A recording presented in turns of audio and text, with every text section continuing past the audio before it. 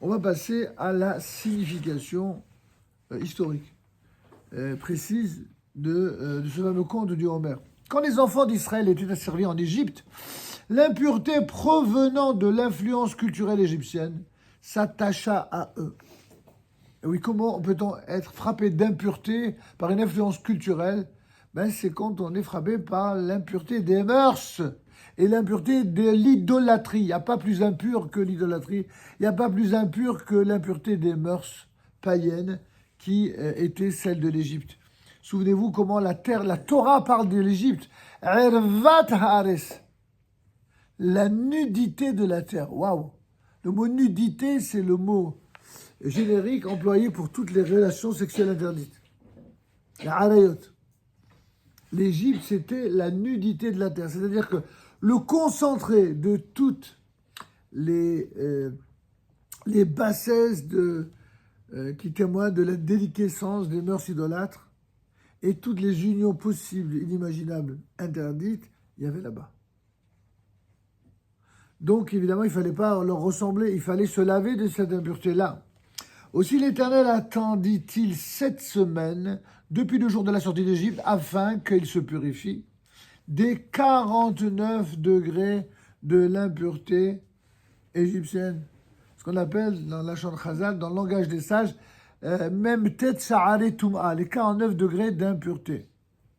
Ils avaient atteint, en Égypte, moins 49. Il fallait qu'à travers la sortie d'Égypte et le passage des premières étapes jusqu'à le don de la Torah, il fallait passer de moins 49 à plus 49 pour mériter la Torah. Vous comprenez pourquoi on compte le Homer 49 degrés? Pour sortir de moins 49 à plus 49, ça veut dire qu'il faut faire moins 49, moins 48, moins 47 jusqu'à 0 et de 0 à 1, 2, 3 jusqu'à 49. Vous comprenez l'idée? Se débarrasser de la Touma des 49 degrés et grandir en Kedusha, en sainteté. Et ce, afin qu'ils puissent recevoir cette fameuse Torah en état de pureté. Le chiffre 7, comme vous le savez peut-être, représente dans la Torah, dans la sagesse de nos maîtres, la plénitude. Quelque chose de complet, de parfait, c'est 7. En effet, le monde fut créé en 7 jours, comme vous le savez, et toute chose matérielle présente, d'après nos sages, 6 côtés, c'est-à-dire les 4 points cardinaux et le haut et le bas. Les 4 points cardinaux, le haut et le bas. Et même un 5e qui se surajoute, qui vient de l'intérieur. Aussi, le temps que prend le passage de l'impureté à la pureté, eh bien, c'est un temps qui est d'un temps de 7 jours.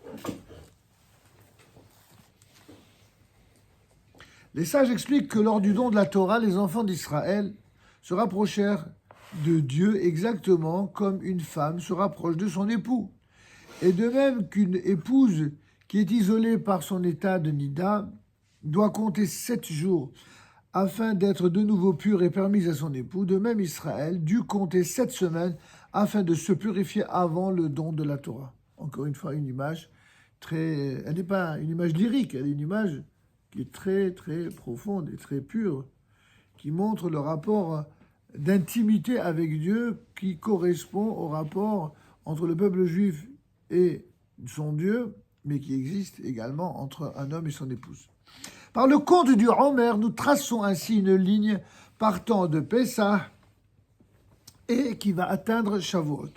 La fête de Pessah, où nous avons été libérés de l'esclavage, est l'expression de l'identité nationale du peuple d'Israël, tandis que la fête de Shavuot, où nous avons reçu la Torah, exprime la dimension spirituelle d'Israël.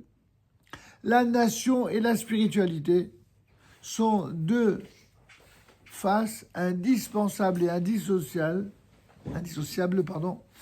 de ce qui s'appelle Israël. À Pessah, nous avons amorcé notre processus de libération du joug égyptien. À Shavuot, nous avons parachevé notre libération par la Torah, et à l'égard du joug des représentations, mais aussi des penchants humains, et nous avons eu ainsi le mérite de recevoir la Torah, Min Hashamayim, la Torah du ciel.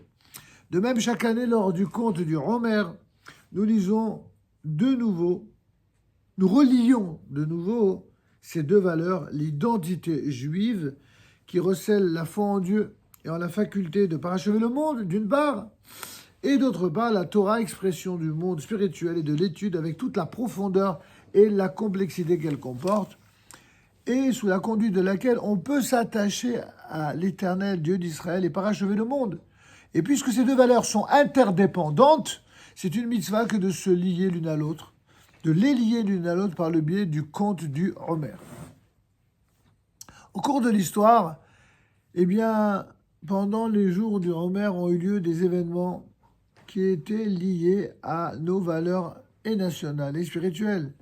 Et c'est ainsi que des usages ont été institués afin d'en marquer le souvenir. C'était le cas autrefois et c'est le cas également dans notre génération. Ce qui nous amène à parler de ce qu'on appelle aujourd'hui le Yom HaShoah.